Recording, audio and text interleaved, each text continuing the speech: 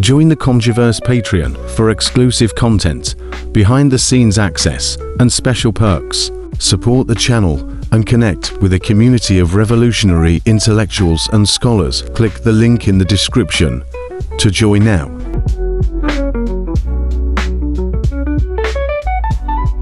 From the Nile to the streets, the legacy of African martial arts and resistance.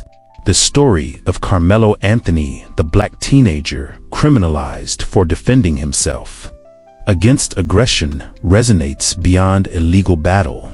His experience becomes a modern chapter in the unbroken saga of African resistance and resilience, one that is deeply rooted in a history of martial traditions that span the continent. Across millennia, African peoples have developed self-defense systems that are as much about spiritual balance, communal responsibility, and artistic expression as they are about physical combat.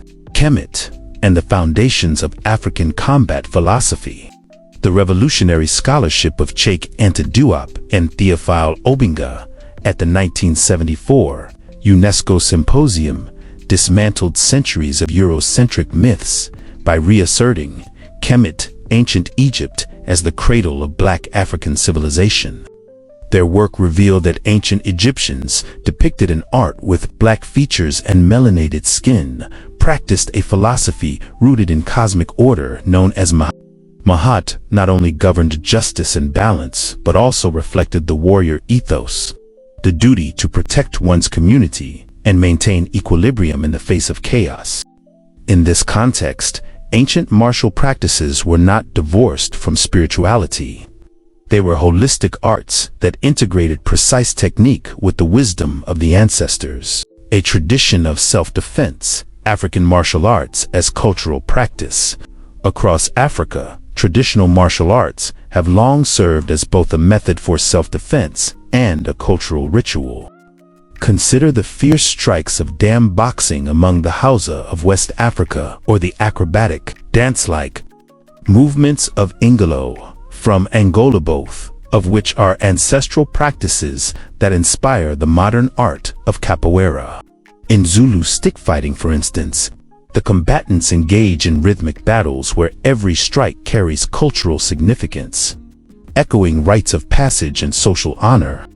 These martial arts are underpinned by philosophies that emphasize not only defense and survival, but also community solidarity, respect, and the preservation of dignity.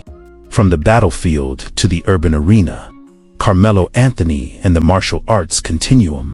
In the same way that ancient African warriors honed their skills to protect their lands and uphold the sacred order of Mawat, Karmelo Anthony's act of self-defense mirrors a time-honored tradition.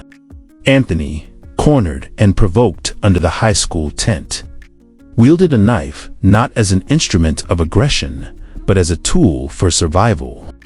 His instinct to defend himself echoes the teachings embedded in traditional African combat arts, a reminder that the will to survive and protect is woven into the very fabric of African heritage. Whereas the ancient masters were celebrated for their ability to secure peace and maintain order through disciplined martial prowess, modern black bodies are too often demonized for exhibiting the same instinctual strength.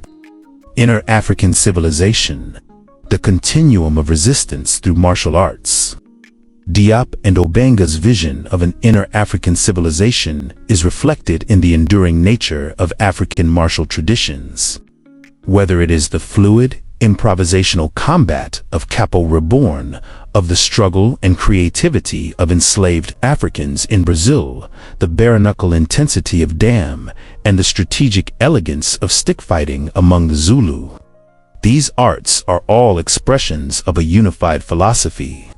They celebrate the ingenuity and self-determination of a people historically denied agency. They are both a fight against oppression and a celebration of black bodily autonomy. The denial of Anthony's right to self-defense manifesting in legal frameworks like stand your ground laws mirrors the historical suppression of African martial expressions during slavery and colonial rule. a legacy of holistic power and spiritual discipline. African martial arts are more than techniques of combat. They are philosophies that merge physical ability with spiritual insight. Practitioners learn that every move, be it a sweeping kick, a deft evasion, or a counterattack, is an expression of a greater cosmic order. The martial arts of Africa teach that the body is a vessel for ancestral wisdom, and that every defensive maneuver is a tribute to a legacy of resistance.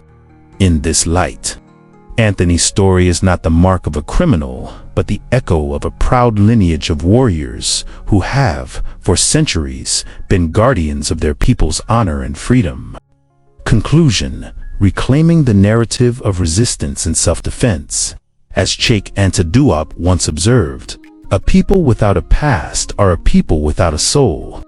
Karmelo Anthony's fight is not merely a legal struggle, but part of an ongoing narrative of Black resistance, a narrative that spans from the ancient battlefields along the Nile to the gyms, streets, and neighborhoods of today. By integrating the philosophies of Dam, Ingolo, Capoeira, Zulu, stick fighting, and other African martial traditions, we see that the art of self-defense has long been a sacred duty, a continuous thread linking the past to the present. Anthony's defense of his bodily autonomy then should be celebrated as a modern manifestation of an age-old African legacy of combat, resilience, and the unyielding quest for dignity. Join the Comgiverse Patreon for exclusive content, behind-the-scenes access, and special perks. Support the channel and connect with a community of revolutionary intellectuals and scholars. Click the link in the description to join now.